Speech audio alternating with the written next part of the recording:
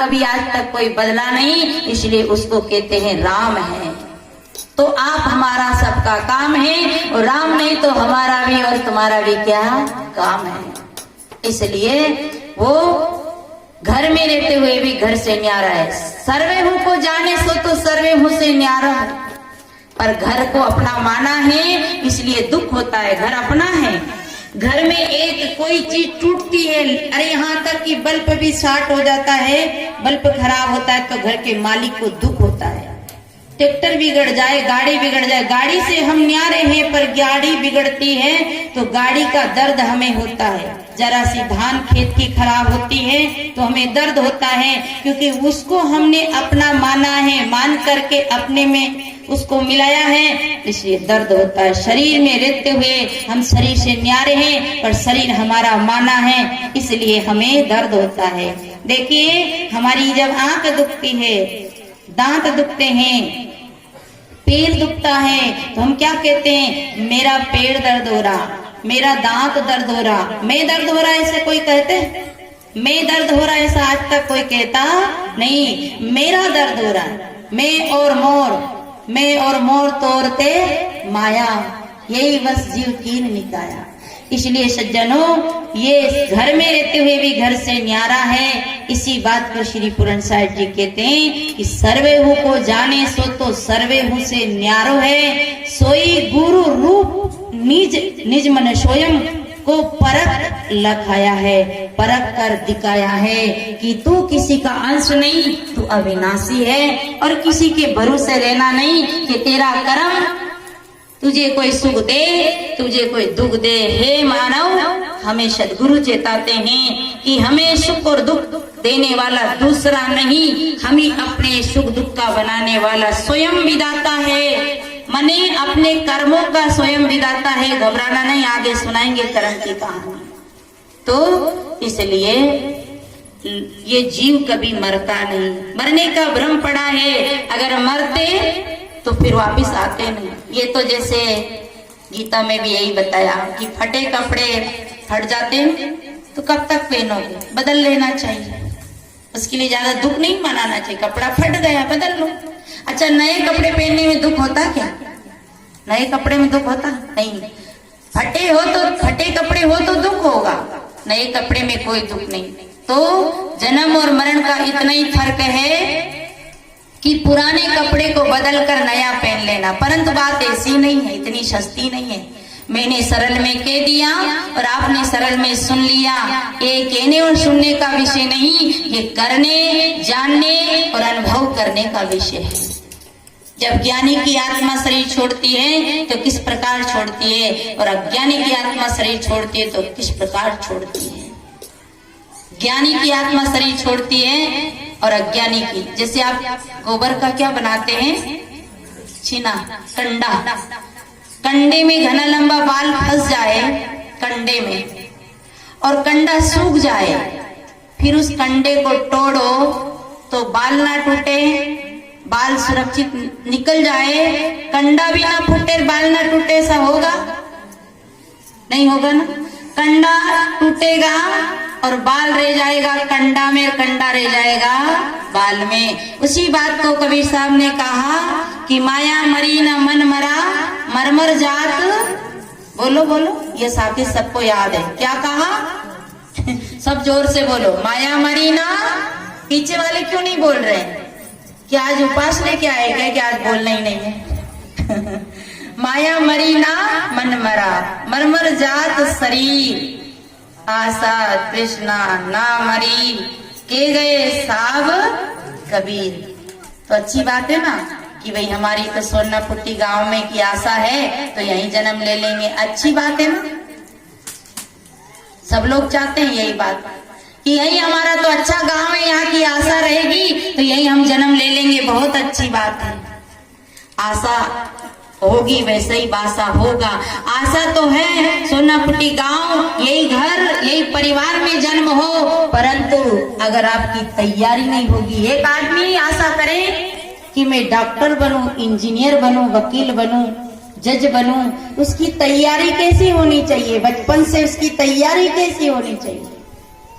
एक पद ग्रहण करने के लिए वो 20, 15, 16, 17, 18 साल को खपाता है, तब भी भाग्यशाली होता है, वही पद को पाता है। और जो इतना करने के बाद भी कई लोग चूक जाते हैं, इतनी डिग्रियां करके पढ़ करके भी उन्हें पद नहीं मिल पाता है। तो सोचो, एक छोटे पद में जाने के लिए, एक जज, वकील, कलेक्टर, इंजीनियर बनने के लिए इतनी तैयारी करनी पड़ती है। तो सोचो, इस मनुष्य जीवन में सरल में आ जाएंगे, जरा से में आ जाएंगे। अरे 10 किलो पाप हो और 100 ग्राम पुण्य हो तो कैसे आ जाएंगे? बताओ, विचार करो, सोचनी बात है। इसलिए आएंगे जरूर, आशा है तो ये कबीर साहब की साखी झूठी नहीं हो सकती, आएंगे जरूर। पर कुत्ता बिल्ली बन के आए, छिपकली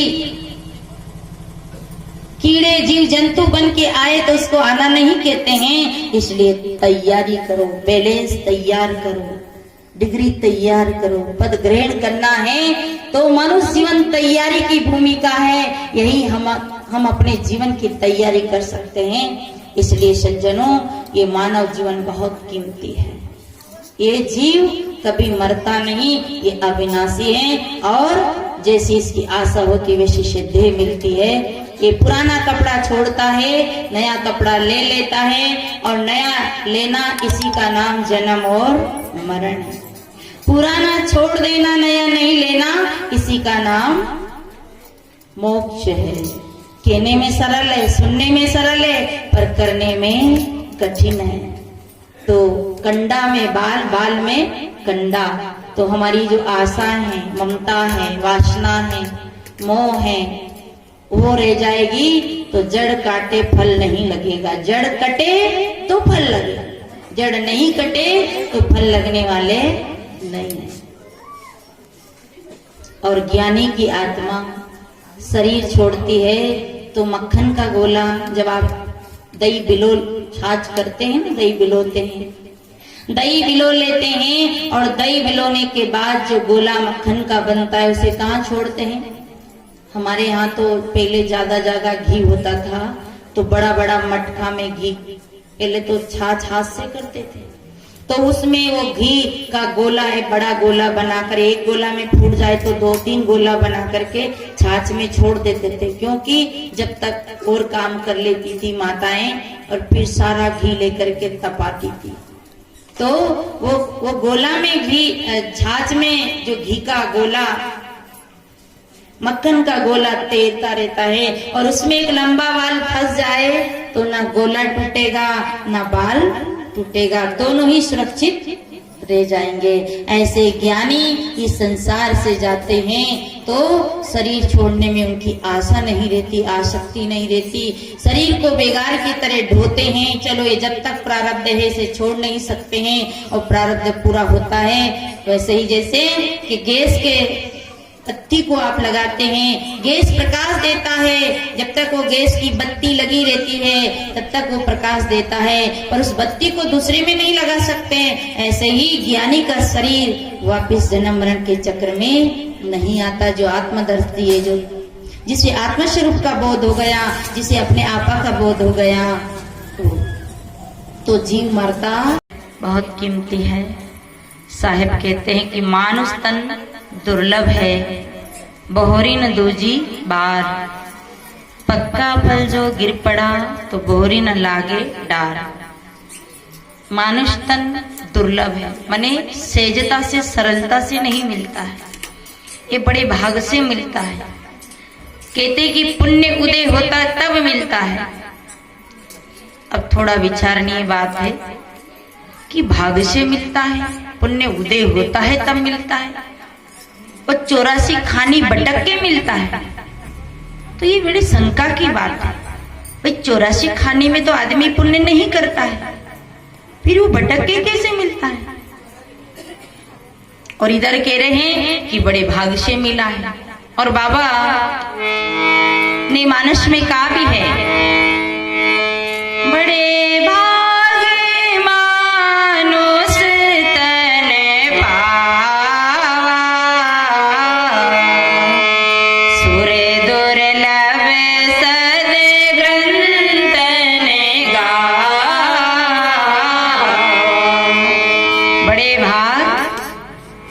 तन पावा।